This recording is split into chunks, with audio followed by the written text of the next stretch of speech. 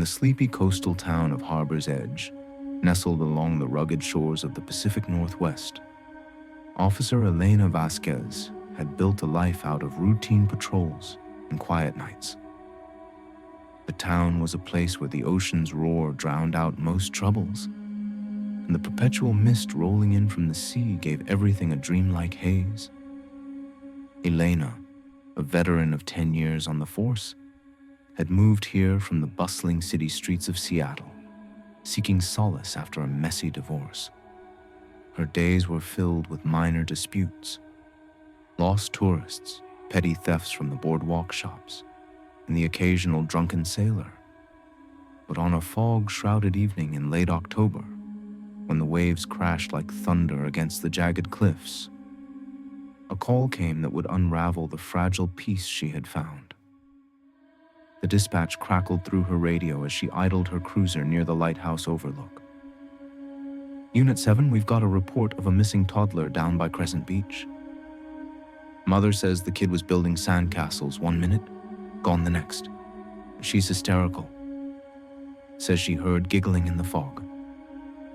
Elena's stomach tightened. Missing children cases always hit hard, reminding her of her own son, now living with his father across the state. She flicked on her sirens, the blue lights cutting through the thickening mist like knives.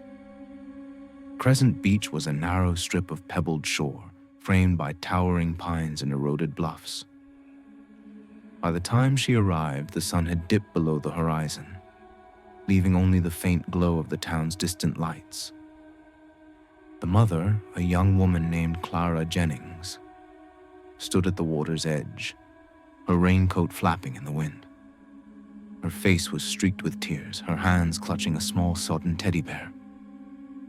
"Officer, please. My little girl, Mia. She's only 3. She was right here playing with her bucket. I turned to grab my phone and she was gone. I heard her laughing, but it sounded so far away, like it was coming from out there." She gestured wildly toward the foggy expanse where the sea met the sky. Elena nodded, her training kicking in. "Stay calm, Mom. We'll find her. Did you see anyone else around? Any strangers?" Clara shook her head. "No, just the fog. It rolled in so fast, and that sound, it wasn't right, like an echo, but not hers." Elena radioed for backup, a search team with dogs, and began sweeping the beach with her flashlight. The beam pierced the mist unevenly, revealing driftwood and seaweed, but no footprints. The tide was coming in, erasing any traces. She called out Mia's name, her voice swallowed by the waves. Hours passed as more officers arrived, combing the shore and the nearby dunes. Flashlights danced like fireflies in the night. As the search intensified, Elena ventured farther along the bluff path, where the mist was thickest. That's when she heard it. A faint, childlike giggle carried on the wind. It wasn't joyful. It was hollow, mechanical, like a wind-up toy winding down. Her pulse quickened. "Mia, is that you?" The giggle repeated, closer now, leading her toward a cluster of sea stacks rising from the water like ancient guardians. She climbed down the slippery rocks, the salt spray stinging her eyes. At the base of one stack, she found a tiny shoe, pink and muddied, half buried in the sand. "I've got something!" she shouted into her radio. But as her colleagues converged, the giggling stopped. The fog seemed to thicken, pressing against her like a living thing. Elena knelt to examine the shoe, and in that moment, she felt eyes on her, unseen, watchful. She spun around, flashlight sweeping, but saw only swirling vapor. That night, they called off the search due to the rising tide. Clara was inconsolable, huddled in a blanket at the station. Elena promised they'd resume at dawn, but sleep evaded her. In her small apartment overlooking the harbor, she replayed the giggle in her mind. It wasn't Mia's. Clara had shown her a video of the child laughing, and this was different, distorted, almost mocking. Dawn brought no relief. The search resumed, but Mia was nowhere. Days turned to weeks, and the case went cold. Yet Elena couldn't let go. Late nights, she'd drive back to the beach, listening. And sometimes in the mist, she'd hear that giggle again, drawing her closer to the water's edge. One evening, as the fog enveloped her, she saw a small figure in the distance, standing motionless on the rocks. "Mia," she whispered. The figure turned, its eyes reflecting the moonlight like glass. But as Elena approached, it dissolved into the mist, leaving only the echo of laughter. Harbor's Edge whispered of old legends, sirens in the fog, luring the unwary to their doom. Elena dismissed them at first, but now she wondered if the sea held secrets darker than she imagined. The emotional weight pressed on her, the fear of failure, the isolation of the badge, the terror of the unknown lurking just beyond sight. Weeks after the beach incident, Elena's nerves were frayed. The mist in Harbor's Edge seemed perpetual, a veil that hid more than it revealed.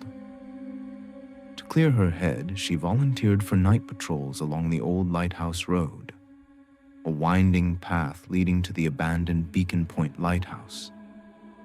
Built in the 1800s, it had been decommissioned decades ago, its beam replaced by modern navigation systems. Locals avoided it, claiming it was haunted by the spirits of shipwrecked sailors. One stormy night, as rain lashed her windshield, dispatch reported a disturbance at the lighthouse. Caller says lights are on inside and shadows moving. Might be squatters or vandals. Proceed with caution. Elena arrived to find the structure looming like a sentinel against the crashing waves. The door was ajar, creaking in the wind. She drew her service weapon, the grip cold in her hand. "Police, anyone in there?"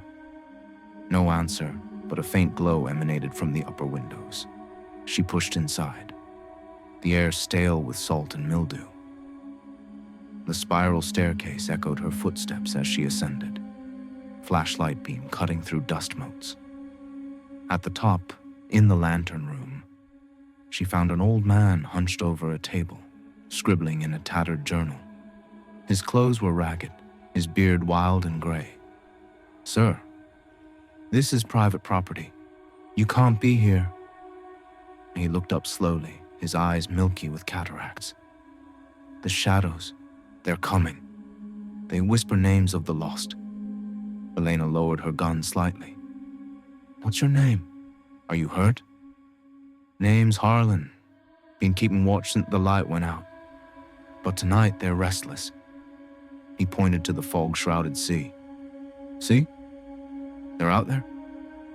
Elena glanced out. At first, nothing.